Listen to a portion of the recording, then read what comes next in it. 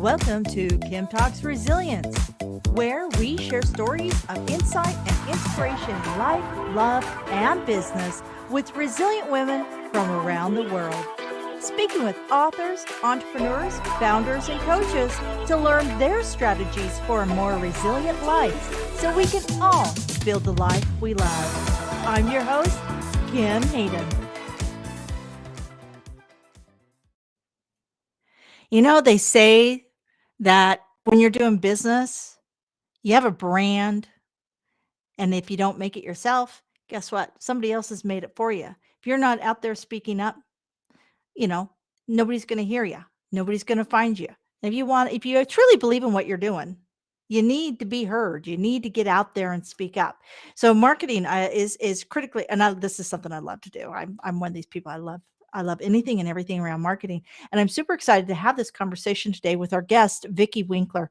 Vicky is a marketing professional of 35 years experience as an entrepreneur, an educator, a corporate executive, and a Peace Corps volunteer consultant. Vicky's goal is to never have any regrets in her business and her personal life. And Vicky strives to share how she moves past her own regrets and fears and gives insight so you can too. Alrighty, let's get Vicky in here and we're going to start diving into this. Hello, Vicky. Hello. Thank you for having me. I am excited. This is one of my favorite things. I am a Canva junkie. I'm going to tell you right now. I think that we need an AA, but for Canva. My girlfriend, who's a true brand strategist, she's really good, and she's a graphics artist and everything. She's like, back away. Right. I get it. So before we dive into everything that you do and how you can help us today, I'd love to start out a little bit with, who is Vicky? Yeah. So, I live in Oxford, Michigan, and I have a 20-year-old daughter married to my husband, Trevor. And I live, breathe marketing. I went to school for marketing. I got a master's degree in marketing management and was the part of the startup marketing team for the Saturn vehicle. I got to watch the first Saturn roll off the line. Very exciting being part of that project. And then it got to a point where I wanted to do something a little more meaningful in my life, which when I took a break from my career and was a small business consultant as a Peace Corps volunteer in Nicaragua. So obviously that was a life-changing experience. Came back to the States and decided that I wanted to do something more meaningful in my career. And so I went to work for a nonprofit as their marketing director that worked with adults with disabilities in employment opportunities. And that was a wonderful, wonderful experience. And then I decided that I got this entrepreneurial bug and decided I wanted to own my own business. And so that's when I formed the marketing shop. And that was 20 years ago. And I've absolutely loved being a business owner, loved all the lives I've been able to touch, relationships I've been able to make. And so that's kind of me. It's always been all about marketing. And super excited to be here and share some things today. Awesome. And you know what? It's interesting because you went through this shift 20 years ago, where a lot of people are in this shift right now in just since the pandemic. So we're going to dive into some of those because, as you talked about, moving past regrets and moving through the fears and getting to the other side. I do want to circle back around to maybe some strategies that can help a lot, because a lot of corporate men are coming out of corporate jobs with paychecks, and they don't understand the entrepreneurial world, even if it's the same thing they were doing for a business, for a corporate, for somebody else. They don't understand that we all kind of have to be little micro celebrities within this new world in order to gain people's trust, right? Yeah. So let's put a pin in that. I'm going to write that down. I have my super duper markers and my glass top desk. How to help. And we're calling these what is this? The resignation generation, right? These are the people who, after being at home in stretchy pants for 2 years, went back to work and realized, you know what? Donut Mondays is just not enough of an initiative. So let's go. I do want to dive into what you do at the marketing shop. I want to get a bit more insight. So take it away. Tell me Okay. what you do. Okay. So, well, the marketing shop, as I said, was formed 20 years ago. And basically, we do printing, graphic design. We work with all kinds of businesses and all kinds of industries. Really kind of started the business going to chambers of commerce and small networking groups and just kind of starting to build relationships from there. I've always been one who didn't want to do mass marketing. My original goal when I first started my business, which seems so funny and so tiny now, was that I wanted to be the best marketing company in my little town of Oxford, Michigan. This is not a big town. And so, but for me, that was like a big goal. And I wanted people to know us and to know who we were. But it did start that of wanting to develop relationships with people. And so we've grown a lot since then. Last year, about a year and a half ago, we created a whole new division of the marketing shop called Stillwater Branding and Design, where we focus on branding and rebranding. And that was really where we started to, over time, your business grows and changes. And we kind of outgrew maybe those smaller one person, Yeah. one off solopreneur clients. And now we're starting to do more work nationally, working with some larger companies. We focus heavily on working with larger nonprofit organizations, which is the world I came from. And it really makes it meaningful, not only for me as a business owner, but for the people who work for me to know that, each day when they're coming into work and they're working on projects, that they know that those projects, it's not just graphic design. There's really a lot of meaning that goes into what they're doing, and knowing that they're helping our community as well as other communities around the country to do the different things that the nonprofits that we work with do. A lot of people want to work with nonprofits. How do you even get started in that space? I mean, I'll be full I full transparency. 22 years of real estate, did a lot of marketing, did a lot of like a top 1% real estate agent. Can you even guess how many notepads I've sent out in my career? And because of that, I was never part of the corporate world. So I never understood boards. This is another Right. conversation I've had with some women who actually help prepare women to be able to go and talk to boards different.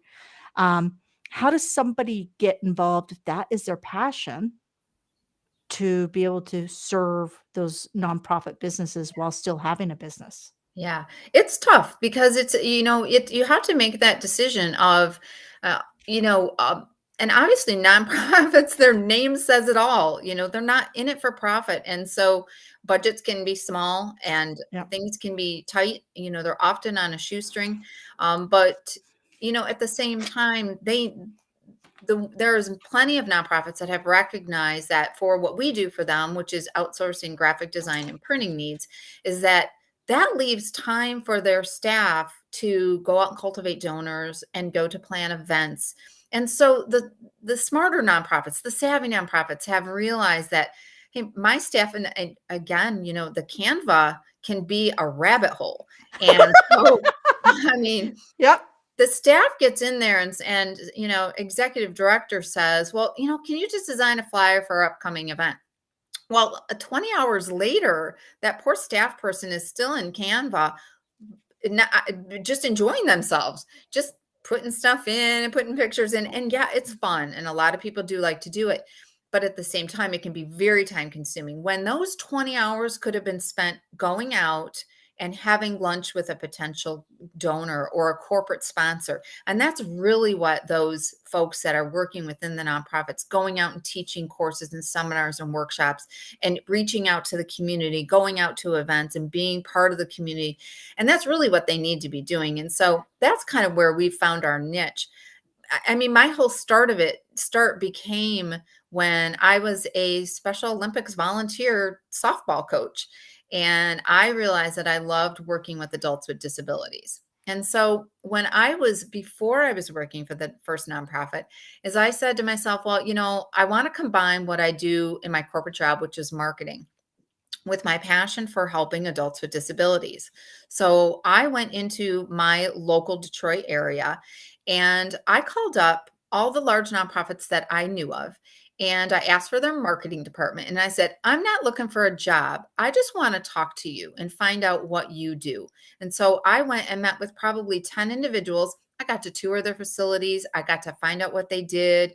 And I just got to sit and learn and talk with them. And just I had these amazing conversations with people, and then one said, hey, I know somebody who needs somebody on their board of directors. It was this tiny little nonprofit providing they were providing group home organization and coordination for individuals with disabilities. So I went and I was on their board, and that led to me finding the person who was on the board at the organization that I ultimately became the marketing director for.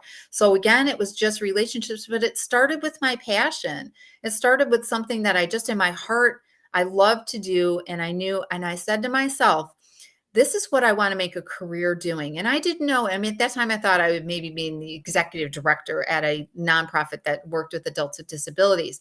But my path just didn't lead there. But it did lead to many years of working on boards. I was a board of director on several organizations, even while I had my job at New Horizons, where I ultimately had found my marketing director position. So, it really becomes that it's not the nepotism, who knows who type of thing. It's just who has the same passion as me. And there is something so energizing when you're with a group of people who also have the same passion that you do. And so I've been blessed to be able to have a career that allows me to work with these large nonprofit organizations and helping them to fulfill their mission. And at the same time, I can have a career and I can hire some individuals and have them have wonderful careers as well. And so it's just really been a wonderful journey that's gotten me to where I'm at today. I th I There's so much here to unpack. There's so much here to talk about, because my heart goes to I want to know more about the people you've served, the as a mother of three who, I've had challenges with my kids and so I have things as somebody who's come from a childhood of trauma.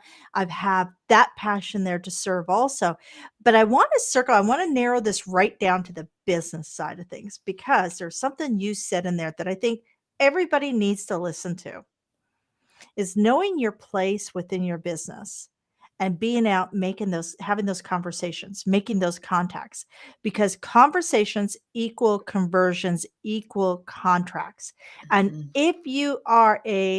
if you're setting up your own business and you want to be a leader, that is your job. That is your purpose. That is what you should you may be doing all of it right now. Mhm. Mhm. as a lot of as a lot of women female entrepreneurs, you're doing it all, right? Yeah. Um, that's what I would like to drill down into a little bit because the statistics show that female entrepreneurs make significantly less than men. Mhm. And we tend to spend a longer time within that bootstrap space where we're trying to do it all ourselves. What are the three steps to move past the fears? So control fears, fears of am I putting money into myself that should be going to the house?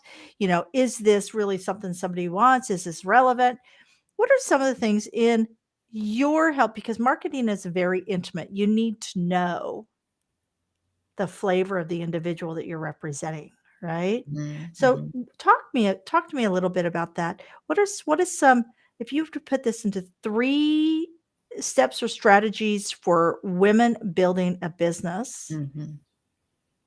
what would those look like for them to help maybe let go of something or Mhm. to embrace something or what their goal is or what their job is?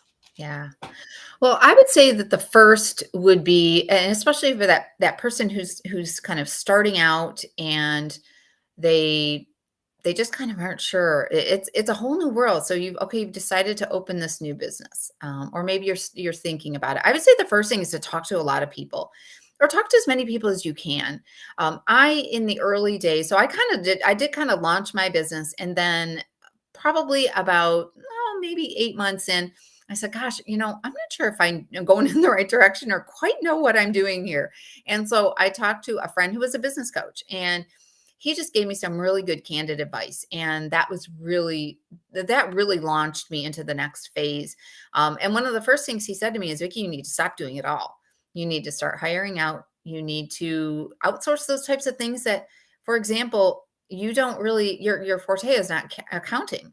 And so you need to hire somebody out who can do your QuickBooks, and you need to get an accountant, and you need to get a bookkeeper or somebody who can keep your QuickBooks and can do your filing, where you could focus on going out and building your business. And the second thing he told me was, you need to start hiring some people. You need to figure out what are those tasks that you can delegate to someone else, and really, really think hard about that, because it's easy for us, and especially as women, we want to do it all, is to think, oh, I can't give any of this up. I mean, it has to be me who does whatever A, B, and C. But when you really start to kind of really break that apart and look at what are some tasks that I can move to someone else, and then do processes, starting to write down. We would type into Word documents exactly the steps that, or I had to start to do that in the beginning by myself, to write the steps of what do I go through when I start a logo design, or what do I do when I need to design a brochure. I was thinking to myself, it was all in my head, and it was so creative, and it's not something you can teach, but honestly, it really is. And so that's something we're even 20 years later, we're still working on new projects that come across, and we look at each one and we say, what are the steps that we go through, whether it's going to a Google search and looking at competitors, or talking and brainstorming as a group. And those things, while they seem like they're just like, oh, kind of esoteric and creative, there really is a process behind most anything that we do in business. And so start early in figuring out what are those processes, and what are some things that you can delegate, and start hiring people. And it's hard, because sometimes you want just a part-time person. So it's hard to find somebody who only wants part-time work, but you can. Facebook is a great way to get your friends, and finding what are some people that maybe want a part-time job. And then they become full-time, and then you hire another. But you sometimes have to take that leap in hiring someone who's going to help you out, so that you can further do things to grow your business. So those are kind of some of the things that I did in the beginning that have really served me well. I love that. I love that. And I really like this, the due process, create your checklist. So I Mhm. know what that's like, because I myself am, I guess if you put uh, uh, a label on me, I'm an ideation expert. I come up, I can walk in, and it's like, okay, we've got a gap here, we've got something here, there's an opportunity there. And folks, I want everybody to know there is nothing but opportunity right now in this world.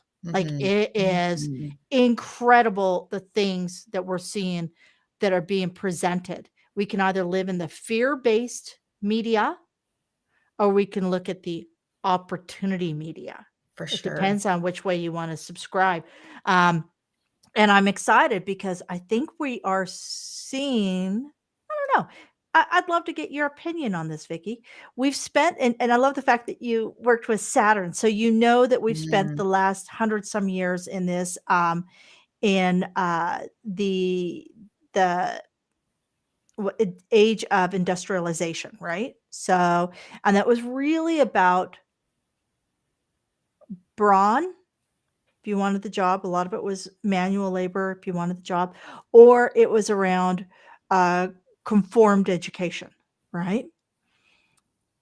But with AI and Mhm. machines and everything, I feel like we're moving almost back into like almost a renaissance period where Mhm. creativity trumps it. I mean, what are your thoughts on that? I Yeah, could, yeah.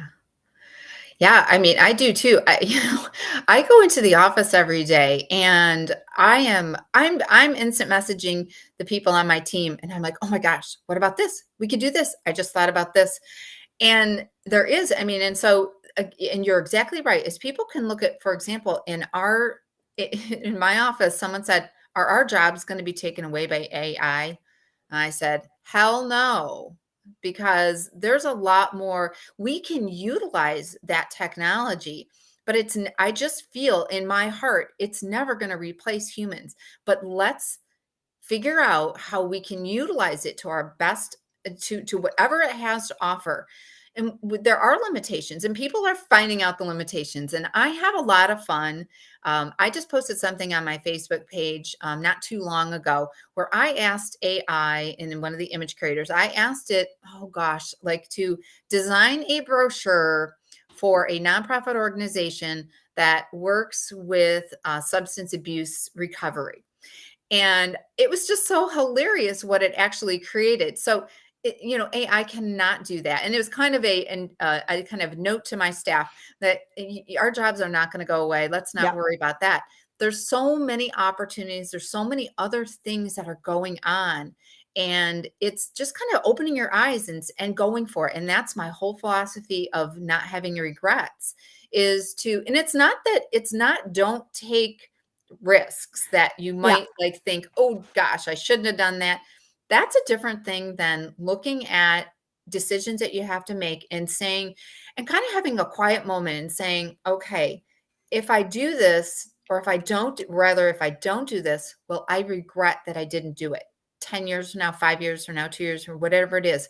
And every big decision in my life, I have used that and said to myself, when I was deciding to leave my career and join the Peace Corps in Nicaragua, sell my home, find somebody to take care of my cat for 2 years, I had to really look at that decision. But I thought to myself, and I woke up one day and thought, I will regret it if I don't do this. Because at that time I didn't have children. And I thought through. So I did the research, I made the lists, and I thought it through, and then I was ready to make the decision, and I took some quiet time, and I thought about it, and I said, "Yep, I think in 10 years, I'll look back on this and say, why didn't I do it back then? That was the time in my life to do it." And so that's how I evaluate any big decision, is to look and think, "Will I Yeah. regret it if I don't do this?" Yeah. Yeah. You only go around once. Yeah. That's for sure. Now, when we're talking about regret, we also then the flip side of that is resilience, right? Mhm. Do you choose if you're living in a space of regret, it means you're not coming back, right? And back in my days, I don't know if anybody can remember, Weebles. Weebles wobble, but they don't fall down. It's like we Oh. all need to be Weebles, right? I mean, Mhm. not look like them. Nobody wants to look like a Weeble, but we need to respond to adversity like a Weeble. We need to pop back up. Or that, remember the old punching balloon with the bozo punching balloon, right? You Right. pop back up because I'm going to, it took me 2 years of working in this podcasting space before I had steady revenue. 2 years, Mhm. folks. And I had already built a $7.5 million real estate company that I chose to shut down Mhm. because I had done that. And I was ready for a new challenge. I was ready for a new purpose. And my purpose is helping people know, A, you're not alone in this journey, and B, it is totally doable. And I want to hear what what Vicky has to say on what are the 3 steps for success that we can lay those down, right? We can make this happen. And now's the time to get creative. Now's the Yeah. time to get creative. But I want to go back to a moment of resiliency, because that's what we do. Mhm. And I would love for you to share whatever you're comfortable with. That moment of resiliency that had you not had resiliency within you, you Mhm. wouldn't be having this conversation today. Well, I think that I'm probably going to talk about something that other people have talked about probably on your show, and that's the whole COVID situation. So, when COVID came around, and I remember my office talking to my staff and saying, "Oh, a worldwide pandemic, what are they talking about? No, that's never going to happen." So, I kind of had this rose-colored glasses look on things. And lo and behold, that's what happened. And so we were able to actually stay open because one of the things that we did is we were able to print decals and posters and different things to communicate to people what was going on with COVID and COVID restrictions and regulations and that type of thing. So we were able to be labeled as what was it called? A business that could stay open, So we were able to still function, but of course our business dropped significantly. I needed to lay people off. I needed to send people home. We all had to work remotely, but I had to figure that out. And when that first happened and they first made the announcement, okay, I'll admit it, I cried a little bit. And then I sat to my staff and we kind of sat like kind of in silence. And then we said, you know what? We're going to make this work. We're just going to figure it out because we can either close the business and decide to do something else. And we talked about plan B, which is going to be, we're all going to go and just be dog groomers because we figured even people in the pandemic, they still need their dogs groomed. And then we said, no, let's first try to make the marketing shop work. And so we just kind of put our heads together and said, okay, well, we don't know how to do the remote thing, but let's figure it out. And we had support and I had help and I had people that kind of were able to guide me along. And I had wonderful staff that stuck with me. And there was some that kind of had to go off and they had to find some other things to do in the meantime until we were able to kind of get back. But that whole experience really taught me, even though I'd been through all kinds of things in my life and career at that point, it was still something I'd never experienced, but it gave me that resilience. I call it the resilience muscle. We have all kinds of muscles that we develop and we can exercise and we can develop our leg muscles and our ab muscles, but we've all inside us got this resilience muscle too. And the only way that we're going to build it up is through going through things that are going to force us to use it. And so that was definitely one of the experiences. And then a short time after the whole COVID thing, about a year later, I had a client that was kind of grandfathered in at a really low hourly rate. And it was a friend of mine, and it was a great relationship, but we really weren't getting our worth out of what I was paying my graphic designers and what this client had the ability to pay. And so we kind of discussed, and this was a job that was keeping a couple of my graphic designers busy every day. So this is a big job for us. And I had to look at that and I sat down with the client and I said, I don't think it's going to work. And that was a lot because I had to decide that, okay, when I let this client go and we don't have that work anymore, we're going to need to fill the pipeline and it's going to be really hard. But again, I kind of took that quiet moment and I said, well, I regret this if I don't do it now because it just felt like it was the time to let that client go. And we did it and it all worked out. And literally a month after we did that, we had this client come in that was a referral from someone else and said, I need somebody who they were a workshop presenter and they did workshops around the country. And she said, I can't do my PowerPoints anymore. I need to hire somebody to do all these for me and my workshop handouts. And this has turned into one of the biggest clients that we have today. And literally it happened a month after I had let the other client go. So again, it built that resilience muscle again, because I realized that, sometimes you're going to do things and it's going to be hard and you're just going to have faith and have that leap of faith that it's going to all work out. And the more you do it, the more you kind of have that faith built up that that it's going to work out somehow. Well, and in the infamous words of Mr. Rogers, when one thing ends, another thing begins. And Absolutely. so you can't get new beginnings and fresh opportunities if you're holding on to something out of fear. That is Mhm. absolutely. Um, so let's talk real quick books, okay? Because Mm, I love to create a suggested reading list. And when you're talking about service and understanding service. And I love the fact that you mentioned about having to figure out the whole online world and how you're going to work. mhm. Hello, I am now a Google Pro, man. I Mm. can move documents around. I can work with anybody, no matter where they are, because of the pandemic. So that was my silver lining. The pandemic forced me to move forward. But Mhm. what's a book or two that you recommend that people read? Yeah. Well, I would say the favorite book that I read recently, and it's a quick read, and it's not very long. It's just nicely written as a story, and it's called The Go Giver. And what I loved about that book is it's a whole mentality of the way you think about business relationships. And you're shaking your head. I don't know I if have you read it. if you look right behind me, you'll see the green green Wonderful. book and the red Okay. book. That's, Bob Burks. I have both those Got it. books. I love that. Wonderful. I don't have my Go Giver book anymore because in the philosophy of that whole book, I passed it on to someone else that I felt like would just be blessed by it. And so what I just loved about that book is it's just instead of looking at every potential client or every client that we come across, that we have a Zoom call with, that we have a phone call or a meeting with, always be thinking, okay, they probably have come to us because they need our services. They need a logo, they need a brochure, they need new branding, whatever it might be. But we always make sure we end the conversation or at some point build into the conversation, how can we help find referrals for you? And it's amazing people's response to that. I have had people stop in meetings. I'll do these speed networking.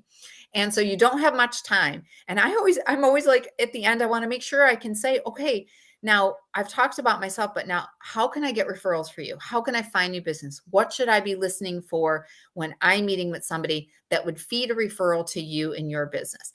And they kind of like, okay, well, thanks for asking, because who doesn't like to be asked that? So we make it a point to do that. And it's funny because I will hear my employees doing it, because we've sat through enough meetings where we do that. And sometimes I'll even go to a meeting and it's funny, I had a conversation a phone call with someone just yesterday who we were talking about going to different networking meetings. And he said, every once in a while, I will not promote myself. I'll just promote someone who I know who's a good business associate of mine or one of my tribe. And I'll just ask for them and ask for referrals from that. I thought, what a great thing to do, because in all we do, I mean, I do plenty every day that's helping promote my business and trying to get new clients and trying to get new work in the door. So it's okay if maybe every once in a while that if I'm in a meeting or I'm talking to somebody, instead of thinking about promoting myself, I'm thinking of helping someone else or thinking of just helping that individual. And I had a phone call with someone the other day, and it was quickly into the conversation. I realized that they were not a potential client for us. And so 75% of the conversation was about how can I help you and and it was a nonprofit organization. And I ended up at the end of that phone call hooking them up with a nonprofit consultant that I know, and also an organization that I know that would help get volunteers to their events. And so I ended the conversation clearly knowing it was not a potential client for us, but I was able to help connect her to two people. And so at the end of the day, you know what? I do believe that in some way, shape, or form that those kind of things will come back to us, but I'm not worried about it. And it doesn't matter if it doesn't, because I'll tell you, I got off that Zoom call and I thought, woohoo, way to go. I mean, I was able to help her and help other people that I know. There's probably that Zoom conversation probably touched 10 people, in the effects that it had and the people that are getting involved with this nonprofit. And so awesome. And so that book really helped me to change, even though I kind of sort of had that philosophy, it really hit home when I read that book. And I thought, this is the way I need to think about my business. So that's my Mm, go-to read for sure for people. And like I said, it's a great summer read that because it's short and sweet and absolutely, it's easy to listen to. Also, it yeah. is on Audible, so if you are doing a drive anywhere, for, Independence Day, if you're headed somewhere and it's Oh, gonna be a 2-hour drive there, mhm. get that book, you'll listen to half the book on the way up and half the book on the way back. What a Yeah. great way to spend your time. And I love the fact that you focus on servant leadership because servant is being of service. And when you're of service, it naturally comes back around. Mhm. Mhm. I 110% agree with that. Absolutely. That's just that's so well put. It's not something everybody discusses and talks about. It's so well put. Vicky, can you lead us through all your socials, your social media, where we can reach you, follow you, and connect with you? And if you have any kind of downloadables, anything that can Mhm. help people, if you could share those also, that would be awesome. Sounds great. Well, thank you. Yeah, so the best place is to go to our website, which is www.tms.marketing. And on there, you'll find all the information. You'll find links to our socials. And also, there is a tab that's called Free Tools. And on that, there's some tools and resources there about rebranding. There's one about nonprofits and how nonprofits need to market just like the big guys. There's also a great, I know we're halfway through the year, but there is a monthly calendar tool that's a nice fillable online PDF. You can download that and you can just jot down ideas for marketing throughout the year.